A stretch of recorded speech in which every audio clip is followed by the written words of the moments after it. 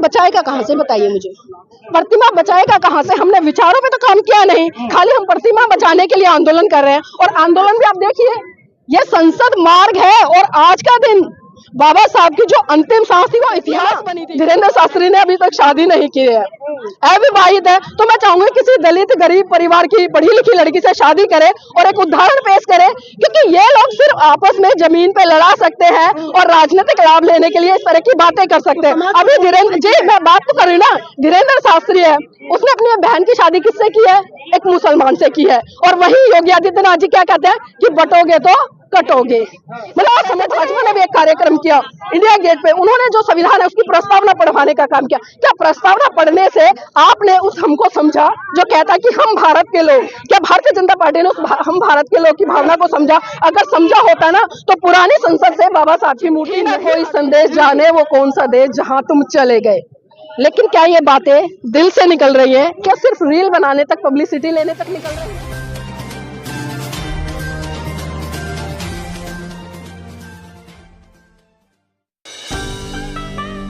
आपकी परिनिर्वाण दिवस है तो क्या कहना चाहेंगे आप? देखिए, सबसे पहले तो मैं आज बाबा साहब का जो परिनिर्वाण दिवस है उसके लिए सशक्त नमन करती हूँ और समस्त भारत देश के लोगों की तरफ से बाबा साहब को आदरांजलि देती हूँ। लेकिन आज मैं एक बात जरूर कहूंगी, क्योंकि ये पीड़ा कहीं ना कहीं मेरे मन में लगातार जब बाबा साहब का परिनिर्वाण दिवस आता है तब कहीं ना कहीं एक जहन में बिजली सी कौनती है और पीड़ा के माध्यम से वो बातें कहीं ना कहीं निकलती है। क्योंकि बाबा साहब ने जिन सिद्धांतों की, जिन विचारों की बात की और जितना त्याग समर्पण इस देश के लिए किया, शायद आज के वर्तमान समय में ना तो वो त्याग समर्पण मैं बहुजन समाज के लोगों में देखती हूँ, नेताओं में देखती हूँ, और ना ही जो तमाम सामाजिक संगठन बनाकर लोग काम कर रहे हैं उनमें देखती हूँ। और उसका कारण यही है क्योंकि जिस तरह से अकेले बाबा साहब इतिहास रच गए, लेकिन आज करोड़ों लाखों लोग और लाखों करोड़ों संगठन होकर भी वो काम नहीं कर पा रहे जो बाबा साहब ने किया था।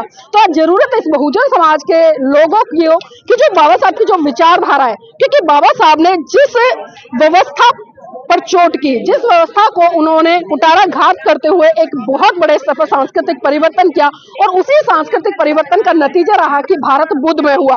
लेकिन हम देखते हैं कि 1935 में बाबा साहब एवला की धरती से घोषणा करते हैं कि मैं हिंदू धर्म में पैदा हुआ, ये मेरे बस की बात नहीं है, लेकिन मैं हिंदू धर्म में मरूंगा नहीं। लेकिन विडंबना है कि परम पूज्य बाबा साहब की स्टेटमेंट को बहुजन समाज के लोगों ने समझा ही नहीं, और तमाम लोग ये भी कहते नजर आए कि धर्म परिवर्तन जो था वो बाबा साहब का निजी फैसला था। तो मैं उन तभी बुद्धिजीवी लोगों से पूछना चाहती हूँ कि जब धर्म परिवर्तन बाबा साहब का निजी फैसला था तो उनके द्वारा संविधान में जो तमाम हक अधिकार दिए तो आप उनका उपभोग क्यों करते हो, किस आधार पर करते हो? मतलब धर्म परिवर्तन को तो आप कह देते हो कि वो बाबा साहब का निजी फैसला था, लेकिन बाबा साहब ने जो आरक्षण की व्यवस्था दी, वोट का अधिकार दिया, आपको फर्श से लेकर अर्श तक पहुंचाने का बाबा साहब ने काम किया, आपको एक राष्ट्रपति तक बनने का अधिकार दिया। मतलब तमाम अधिकार बाबा साहब ने संविधान के माध्यम से दिए, हिंदू कोड बिल के माध्यम से लिए। लेकिन ना तो इस देश के लोग और ना ही इस देश की महिलाएं आज बाबा साहब को समझ पा रही हैं। और जिस तरह से बाबा साहब ने लगातार 21 साल तक तमाम धर्म ग्रंथों का अध्ययन किया, क्योंकि बाबा साहब ने किसी संगठन पर कुठाराघात नहीं किया, किसी पर्टिकुलर ब्राह्मणवादी व्यवस्था पर इतना कुठाराघात नहीं। उन्होंने देखा कि कौन सी जो व्यवस्था है जो इस देश के बहुत बड़े तबके को गुलाम बना रही है, उस पर अत्याचार कर रही है, शोषण कर रही है, और यहाँ तक कि महिलाओं की जो दयनीय स्थिति थी वो तो पशु से भी बदतर थी। तो बाबा साहब ने वहां पर काम किया। बाबा साहब ने किसी के खिलाफ FIR दर्ज नहीं कराया, बाबा साहब ने किसी के खिलाफ आंदोलन नहीं छेड़े, लेकिन बाबा साहब ने 1956 में, आप सभी जानते हैं कि 14 अक्टूबर सन 1956 में बाबा साहब ने हिंदू धर्म को छोड़कर बौद्ध धर्म की शरण गए और उन्होंने लाखों अनुयायियों के साथ में। लेकिन आज वो लाखों अनुयायी है कहाँ?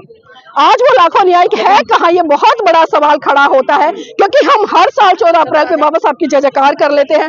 6 दिसंबर पर बाबा साहब को पुष्पांजलि देकर, हम आदरांजलि देकर उनके सामने नतमस्तक हो जाते हैं कि ये 2 दिन ही हमने बाबा साहब के सम्मान के लिए निर्धारित किए हैं। आज 6 दिसंबर था, बाबा साहब को लोग नमन करने आते हैं।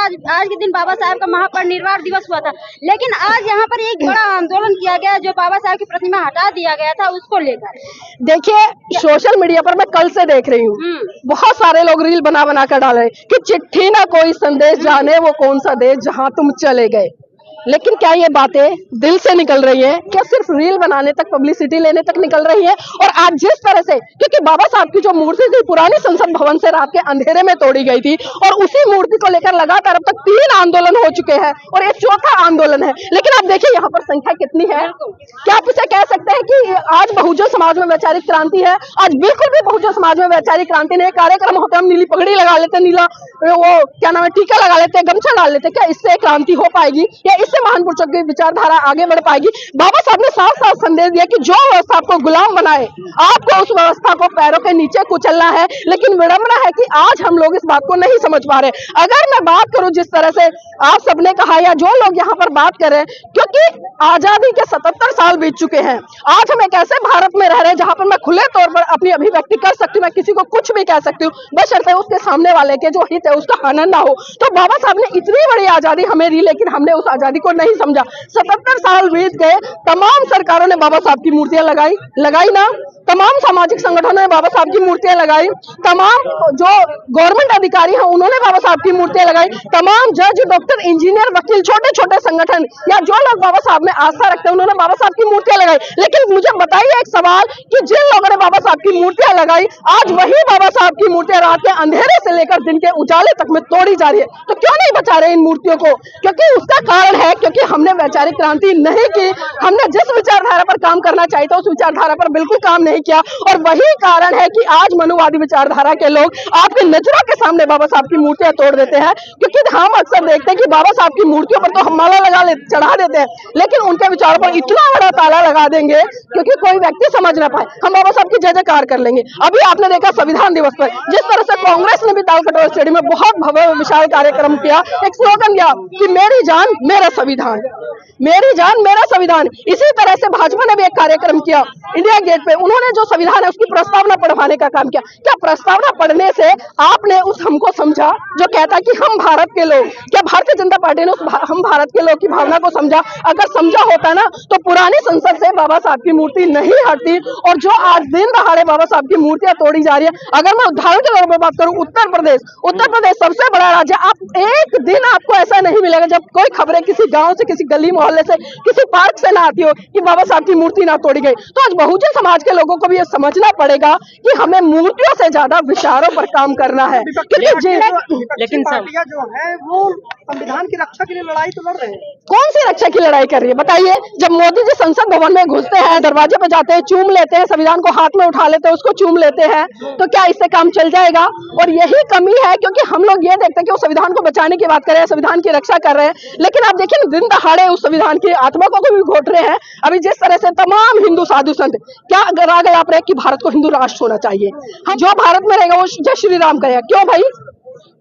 एक सवाल है मेरा इन तमाम नेताओं से, तमाम साधु संतों से और आरएसएस से और खासकर भारतीय जनता पार्टी से, जो लगातार ये कहते हैं ना कि जो भगवान बुद्ध है वो विष्णु का अवतार है। तो मैं इनसे कहना चाहूंगी अगर भगवान बुद्ध को आप विष्णु का अवतार मानते हैं ना, तो इस भारत देश में, क्योंकि जब विष्णु का अवतार राम है और बुद्ध है तो दोनों है, तो बुद्ध ने कितना बड़ा काम इस देश के लिए किया। जब देश के प्रधानमंत्री जी विदेश में जाते हैं तो क्या कहते हैं? मैं बुद्ध की धरती भारत से आया हूँ, हमें युद्ध नहीं हमें बुद्ध चाहिए। तो उन मोदी जी से मैं कहना चाहूंगी, मोदी जी अगर आपको युद्ध नहीं बुद्ध चाहिए और आप भारत की धरती बुद्ध से आए हैं, और ये तमाम जो आपके नेतागण हैं जो ये भगवाधारी आजकल नारंगी संतरे चारों तरफ घूम रहे हैं, तो इनको आवाज उठानी चाहिए कि हमें बुद्ध का देश चाहिए, ना कि राम का देश चाहिए। और हमें राम राज्य नहीं बल्कि बुद्ध राज्य चाहिए, जहां पर प्रत्येक व्यक्ति शांति से रह सके, करुणा से रह सके, मैत्री भाईचारे के साथ में रह सके, और हम फिर से वो भारत लौटा सके जिस भारत में हर गली हर कूचे से सिर्फ एक ही आवाज आए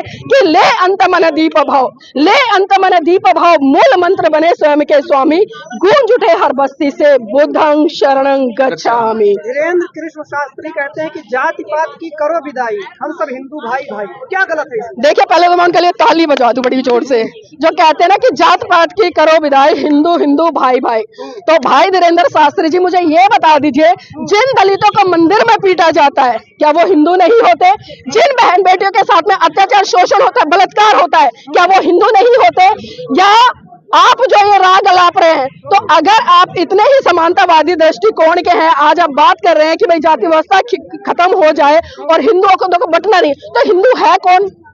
हिंदू है कौन इस भारत देश में? मैं आपको बता दूं, सुप्रीम कोर्ट में इस शब्द को लेकर बहुत बड़ी बहस छिड़ी है, डिसीजन भी आया और सुप्रीम कोर्ट ने साफ साफ कराया कि जो हिंदू शब्द है एक फारसी का शब्द है, ये कोई धर्म नहीं है, एक गाली है। और जब से इन लोगों को पता चला कि हिंदू एक गाली है, तब से इन तमाम नेताओं ने, तमाम साधु संतों ने अपने आप को सनातनी कहना शुरू कर दिया। और इतने ही ये दलितों का हितैषी है ना, धीरेन्द्र शास्त्री ने अभी तक शादी नहीं की है, अविवाहित है। तो मैं चाहूंगी किसी दलित गरीब परिवार की पढ़ी लिखी लड़की से शादी करे और एक उदाहरण पेश करे, क्योंकि ये लोग सिर्फ आपस में जमीन पे लड़ा सकते हैं और राजनीतिक लाभ लेने के लिए इस तरह की बातें कर सकते हैं। अभी धीरेन्द्र जी, मैं बात तो कर रही ना, धीरेन्द्र शास्त्री है, उसने अपनी बहन की शादी किससे की है? एक मुसलमान से की है। और वही योगी आदित्यनाथ जी क्या कहते हैं कि बटोगे तो कटोगे। मतलब आप समझ रहे हैं कि एक तरफ तो ये स्टेटमेंट आती है और दूसरी तरफ इस तरह की बातें होती है। तो हमें बड़ी बारीकी से समझना पड़ेगा, क्योंकि सबसे बड़ा उदाहरण हमारे पास में हमारे महान पुरुष है। बाबा साहब का जो त्याग समर्पण बलिदान रहा है ना, अगर मैं पूरे भारत के विश्व की बात करूँ ना, क्योंकि जिन परिस्थितियों में, जिन हालातों में परम पूज्य बाबा साहब ने इस देश का संविधान लिखा, आज भले लोग कहते हैं कि बाबा साहब दलितों के हैं, और जो लोग ये कहते हैं कि दलितों के हैं, वो सबसे बड़े मूर्ख मुझे लगते हैं, क्योंकि बाबा साहब ने खाली दलितों के लिए काम नहीं किया। और दलित है कौन? जो पिछड़ा है, दबा है, कुचला है। आज मंच पर भी तमाम नेता चिल्ला रहे थे कि दलित है, सूट बूट में खड़े, करोड़पति है, अरबों की गाड़ियों में चलते, फिर भी तुम दलित हो। क्यों भाई? कब तक दलित बने रहोगे? बाबा साहब ने कभी भी दलित शब्द का इस्तेमाल नहीं किया। बाबा साहब ने आपको SC, ST, OBC और अनुसूचित जाति करके संबोधित किया, आपको बहुजन शब्द महाकाणिक तथागत बुद्ध ने दिया, लेकिन आप उनके शब्दों को नहीं समझते। आप जो आपने गढ़ लिए हैं, आप उन शब्दों का इस्तेमाल करते हो। और यही विडंबना है कि आज जो लोग हिंदू राष्ट्र का राग अलाप रहे हैं, या जो लोग आज हिंदू राष्ट्र की बात कर रहे हैं, जो लोग ये कहते हैं कि हम भारत को हिंदू राष्ट्र बनाएंगे, तो ये उसी का कारण है, क्योंकि जब हमारे ऊपर अत्याचार शोषण होता है तो ये हमें दलित बना देते हैं, और जब राजनीतिक इनको लाभ लेना होता है तो हम बना देते हैं। तो ये चीजें कहीं ना कहीं हमारे नेताओं को भी समझनी पड़ेगी और उन्हें सही रूप से एक दर्शन देना पड़ेगा इन बहुजन समाज के लोगों को, कि बाबा साहब ने आपको एक वैचारिक, एक सांस्कृतिक परिवर्तन करके एक बहुत बड़ा सिद्धांत दिया, लेकिन हम उस सिद्धांत को समझ नहीं रहे हैं। का भारत बन रहा है या नहीं बन रहा? कहाँ बन रहा है बताइए? कौन से घोंसले में बन रहा है, कौन से कमरे में बन रहा है, कौन सी झोपड़ी में बन रहा है? कहाँ बन रहा है बाबा साहब के सपनों का भारत? बाबा साहब के सपनों का भारत सिर्फ कल्पनाओं में बन रहा है, सिर्फ सोशल मीडिया पर बन रहा है, सिर्फ फेसबुक पर बन रहा है। जो लोग एक तरफ तो जयकार कर रहे बाबा साहब की, बड़ी बड़ी बातें करते हैं कि बाबा साहब तेरा मिशन अधूरा, हम सब मिलकर करेंगे पूरा, और वही लोग घर में बाबा साहब को ऐसे मैं कहूँगा अपमानित करने का काम करते हैं। उनके घर में वही चीजें होती है जिन चीजों के लिए बाबा साहब ने मना किया। आज वो बहुत सारे ऐसे नेता है, मैं नाम नहीं लेना चाहूंगी, मंच पर बड़ी बड़ी बातें कर जाएंगे, लेकिन आप उनके घर में जाकर देखिए, सारा चिड़िया, घोंसला, जानवर सारे बैठे हुए हैं। तो बताइए क्या बाबा साहब के सपनों का भारत है? बाबा साहब ने उस भारत की कल्पना की थी जिसमें एक जमीनी ग्राउंड से जुड़ा हुआ व्यक्ति और एक अर्श पर बैठा हुआ व्यक्ति सभी समान होंगे, क्योंकि संविधान में उन्होंने वोट का अधिकार दिया, समानता का अधिकार दिया, कि आज एक चपरासी को भी राष्ट्रपति बनने का अधिकार है, आज एक सफाई कर्मचारी को भी राष्ट्रपति बनने का अधिकार है। तो बाबा साहब ने तो ऐसी व्यवस्था दी, और बाबा साहब ने ऐसा धर्म दिया जो वैज्ञानिकता के आधार पर है, जो आपको एक मानव होने पर गर्व कराता है। लेकिन आज हम मानव ना होकर बल्कि जानवर बने हुए हैं। तो कहीं ना कहीं ये बहुजन नेताओं की ही गलती है, जिन्हें जो दिशा देनी चाहिए थी। क्योंकि मैंने कहा ना, बाबा साहब को सिर्फ आदरांजलि देना, फूल चढ़ा लेना, इसमें बहुत बड़ा फर्क है। क्योंकि आज मैं बहुजन समाज में दो कैटेगरी देख रही हूँ, एक तो भक्त की और दूसरी अनुयायी की, और दोनों में बहुत बड़ा फर्क है।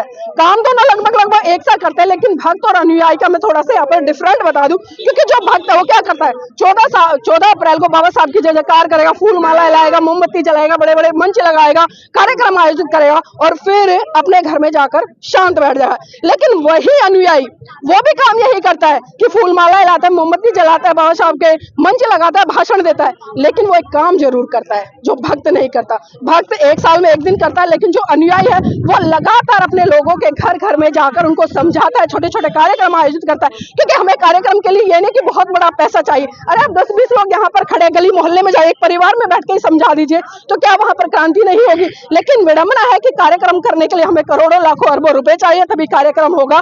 लेकिन अगर बाबा साहब ये सोचते, साहब मानव काशीराम सोचते, या अन्य बहुजन नायक नायिका ये सोचते, तो शायद आज जिस प्लेटफॉर्म पे हम लोग या आप लोग खड़े होते हैं, तो शायद ये खड़े नहीं होते। बहुजन समाज बाबा साहब की प्रतिमा नहीं बचा पा रहा। प्रतिमा बचाएगा कहाँ से बताइए मुझे? प्रतिमा बचाएगा कहाँ से? हमने विचारों पे तो काम किया नहीं, खाली हम प्रतिमा बचाने के लिए आंदोलन कर रहे हैं। और आंदोलन भी आप देखिए, ये संसद मार्ग है, और आज का दिन बाबा साहब की जो अंतिम सांस थी वो इतिहास बनी थी, क्योंकि जब बाबा साहब पैदा हुए बड़े साधारण थे। एक मनुष्य जिस तरह से मैं पैदा होती हूँ, आप पैदा होते हैं या अन्य व्यक्ति पैदा होता है, इस तरह से बाबा साहब पैदा हुए। लेकिन जिस दिन बाबा साहब की मृत्यु हुई थी उस दिन पूरी तरह से बाबा साहब इस देश को मिले थे। लेकिन इस देश के लोगों में बार बार वही कह रही हूँ कि उनकी विचारधारा को बिल्कुल भी नहीं समझा, बार बार उनकी विचारधारा पे वो त्रांजलि देते रहे, बार बार उनको अपमानित करते रहे। और वही कारण है कि मूर्तियां जो बचाने की बात है वो इस तरह से नहीं बचेगी। चंद मुट्ठी भर लोग बहुजन नेता सामने क्यों नहीं निकल कर आते इसमें? क्यों निकल कर आएंगे भाई? वो बताइए मुझे, वो क्यों निकल कर आएंगे? वो जिन पार्टियों में बैठे हैं, जिनकी वो हाँ में हाँ मिला रहे हैं। आपके कितने सांसद बताइए, कितने सांसद है लोकसभा में, राज्यसभा में कितने सांसद है? क्यों नहीं वो आपके लिए बोल रहे? क्योंकि उन्हें पता है आपके वोटों ने उन्हें नहीं जिताया। उन्हें Bharatiya Janata party, RS, Congress, BJP, आम आदमी पार्टी, उनके कार्यकर्ता, उनके वोटों ने जिताया, हमने नहीं जिताया। तो वो क्यों हमारी बात रखेंगे बताइए? जी, धीरेन्द्र शास्त्री की यात्रा में जो हिंदू जोड़ो यात्रा निकाल रहे हैं उसमें सभी जातियों के लोग शामिल हैं। देखिए उसमें कोई हिंदू नहीं है। मैं आपको बता दूं, हिंदू भारत में है ही नहीं। चाहे वो धीरेन्द्र शास्त्री अलापते रहे, मोहन भागवत अलापते रहे, कुछ भी ले, क्योंकि ये लोग हमेशा समरसता की तो बात करते हैं लेकिन कभी भी समानता की बात नहीं करते। उनको पता है जिस दिन हमने समानता की बात कर दी, इस भारत देश से जो जाति व्यवस्था है ना वो खत्म हो जाएगी। और ये इतने ही समानतावादी है तो क्यों नहीं सबसे पहले जो, क्योंकि हिंदू धर्म है, हिंदू धर्म में से है नहीं, मैं एक उदाहरण के तौर पर इन्हीं के आधार पर बात कर रही हूँ। जिस तरह से बोलते हैं तो जातियां है कहाँ? वर्ण व्यवस्था है क्या? क्या मुसलमानों में है, सिखों में है, जैनों में है, बौद्धों में है? इनमें तो नहीं है ना। तो ये वर्ण व्यवस्था का बीज है, ये सिर्फ हिंदुओं में है। और इतने ही जातिवादी खत्म करने वाले लोग हैं तो पहले सबसे पहले ये हिंदुओं को खत्म कर दे, जाति व्यवस्था अपने आप खत्म हो जाएगी। और जो ये लेकर कारवां चल रहे हैं, बढ़ा रहे हैं कि दलित हमारे साथ है, तो दलित भी कोई नहीं है, हिंदू भी कोई नहीं है।